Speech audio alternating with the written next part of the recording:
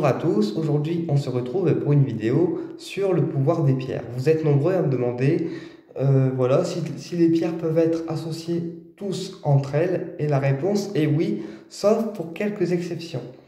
Alors, l'émeraude par exemple, c'est une pierre verte qui ne supporte pas le contact avec les autres pierres parce qu'elle est assez forte au niveau énergétique et du coup, si elle est associée à d'autres pierres, elle va manger en fait toute l'énergie des pierres qui l'entourent. Donc l'émeraude, c'est une pierre qui devra être portée toute seule.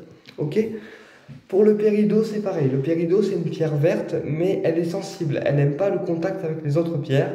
Et du coup, il faudra le porter seul, le péridot. D'accord? Mais pour toutes les autres pierres, elles peuvent être associées entre elles. D'accord? Sans aucun problème. Alors, tout ce qui est des pierres violettes, ils vont travailler principalement, on va dire, le stress, les angoisses, mais aussi l'éveil spirituel. Ok? Donc, ils vont travailler le chakra coronal. Ok? Le chakra coronal, et ils vont amener en fait l'éveil spirituel. Ok? Tout ce qui est des pierres jaunes, marron, ils vont travailler le plexus solaire, la confiance en soi, la protection. Ok? Tout ce qui est des pierres rouges, ils vont travailler le chakra du ventre, d'accord? Le chakra sacré, et ils vont renforcer la fluidité dans les jambes. Et c'est aussi des pierres qui vont amener chance et changement, en règle générale, les pierres rouges. Les pierres bleues, ils vont travailler le chakra de la gorge, d'accord? Ils vont amener communication, protection, principalement.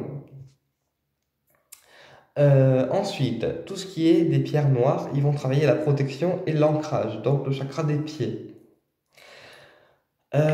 Ensuite, tout ce qui est pierres roses, ils vont travailler le chakra du cœur, d'accord? Ils vont travailler le chakra du cœur et ils vont ramener douceur, amour, tendresse, amitié, etc. Ensuite, tout ce qui est des pierres vertes, ils vont travailler le chakra du cœur, la guérison, mais aussi parfois, pour certaines, les douleurs articulaires. Ensuite, pour tout ce qui est pierre blanche, transparente, comme ici le cristal de roche et l'apophylite blanche, eh bien, ils vont travailler la clarification du mental, d'accord, et recharger les personnes et les lieux en énergie. Ok? Ensuite, y a-t-il des pierres fragiles? Alors oui, il y a des pierres fragiles qui ne supportent pas l'eau, comme la sélénite, voilà, qui est une pierre blanche un peu féreuse et qui ne supporte pas le contact avec l'eau. Sinon, elle s'effrite. Donc, pour la sélénite, on va privilégier un nettoyage à l'encens de sauge ou un encens purificateur ou encore un bol tibétain ou une fleur de vie ou encore une géode de cristal. Ok? Et ensuite, on a aussi le turquoise qui ne supporte pas l'eau puisque c'est une pierre très fragile puisqu'elle est composée de résine, puisque c'est ce qui aide à maintenir la pierre sans qu'elle se casse. Ok? Et donc pour le turquoise, c'est pareil. On va privilégier une purification à l'encens, au bol tibétain ou alors dans une géode de cristal. Voilà, donc ça fait partie des pierres fragiles. Et on a aussi la pierrite, qui est une pierre un peu fragile aussi, qui est féreuse et qui va du coup pas trop aimer le contact avec l'eau. Ok. Ensuite, quelle pierre va au soleil et quelle pierre va à la lune? Alors tout ce qui est noir, jaune, transparent, ils vont aller à l'énergie solaire. Ok. Même tout ce qui est rouge, c'est l'énergie solaire. Tout ce qui est bleu, rose, vert, ils vont aller à l'énergie lunaire. Ok? Tout ce qui est bleu, rose, vert, violet, c'est l'énergie lunaire. D'accord? Et pour les géodes d'améthyste, ils rechargent les pierres bleues, rose, violet, vert, d'accord? Mais pas les pierres, autres, genre jaune, noir, etc. Pour les pierres jaunes et noires ou transparentes, il faudra privilégier une géode de cristal. Ok? Ensuite, qu'est-ce qu'on me pose souvent aussi comme question? Y a-t-il des arnaques au niveau des pierres? Alors ça va en faire bondir plus d'un. Alors oui, il y a aussi des arnaques au niveau des pierres, puisqu'il y a aussi des pierres qui sont reconstituées en laboratoire, voilà, qui sont faites de plastique, voilà, ou de résine, voilà. C'est-à-dire qu'avec la résine, on arrive à reproduire les pierres comme s'ils étaient identiques, et en fait, quand on les achète, ils n'ont aucune propriété puisque c'est des pierres de synthèse, des pierres contrefaites en fait. Et il y a aussi des pierres qu'on arrive à recréer avec du titane aussi. Voilà, avec du titane. Il faut faire attention aussi à ça, aux pierres contrefaites.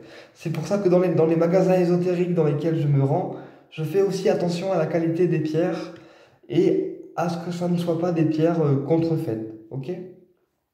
Voilà, donc oui, il y a des arnaques au niveau des pierres, il y a des arnaques au niveau des pierres, et souvent, les pierres contrefaites, ils n'ont pas les mêmes couleurs que les pierres véritables, d'accord? Par exemple, un turquoise bleu, il va être un peu plus bleu foncé si c'est un faux. Par contre, si c'est un vrai, il va être un peu plus bleu clair, mais un peu plus brut aussi dans les pierres, ok? Donc voilà, oui, il y a des arnaques au niveau des pierres, ça c'est clair. Euh, Ensuite, qu'est-ce qu'on me pose comme question? Quelle pierre pour se protéger de la magie noire et des attaques des entités ou des attaques des personnes négatives? Alors, on peut associer la tourmaline noire, qui est une pierre qui va éviter de capter les énergies négatives des gens, mais également des entités. On peut associer du corail rouge, qui va éviter de capter la jalousie des gens et la magie noire. Ok. On peut associer également euh, la larvikite, voilà, ou la strombolite, comme on l'appelle, elle a deux noms. Donc la larvikite ou la strombolite qui va, elle, ralentir en fait l'attaque de magie noire lancée contre vous. Ok. Et ensuite, on peut associer également au niveau des pierres la chalcoxénite, qui est une pierre qui va éviter de ressentir les pollutions énergétiques d'une personne. Un exemple, si on porte cette pierre autour de nous, eh bien, la personne ne va pas se sentir bien et elle va aller du coup polluer quelqu'un d'autre. Ok? Euh, Ensuite, qu'est-ce qu'on demande au niveau des questions par rapport aux pierres? Alors, les pierres à éviter dans la chambre. Alors, les pierres à éviter dans la chambre. Ça, c'est une bonne question parce que il y a souvent des personnes qui mettent des pierres dans leur chambre et du coup, ça les empêche de dormir. Alors, les pierres à éviter dans les chambres, on va éviter la tourmaline, d'accord? La tourmaline parce que sinon, elle va empêcher de dormir la personne. On va éviter de porter aussi dans la chambre un œil de tigre, puisque l'œil de tigre, c'est une pierre assez forte. Et du coup, elle va empêcher aussi la personne de dormir. Et une pierre à éviter aussi dans la chambre, c'est le grenat rouge, qui est une pierre très dynamisante et qui du coup va empêcher aussi la personne de dormir. Donc ça, c'est des pierres à éviter dans la chambre. Donc dans la chambre, on met quartz rose, d'accord? Quartz rose, sélénite et calcite bleu, ok? Ou bois fossile pour l'ancrage et le repos. Voilà. Bah écoutez, j'espère que cette vidéo elle vous a plu, qu'elle vous a apporté des réponses et je vous dis à très bientôt pour une prochaine vidéo. Au plaisir de vous retrouver.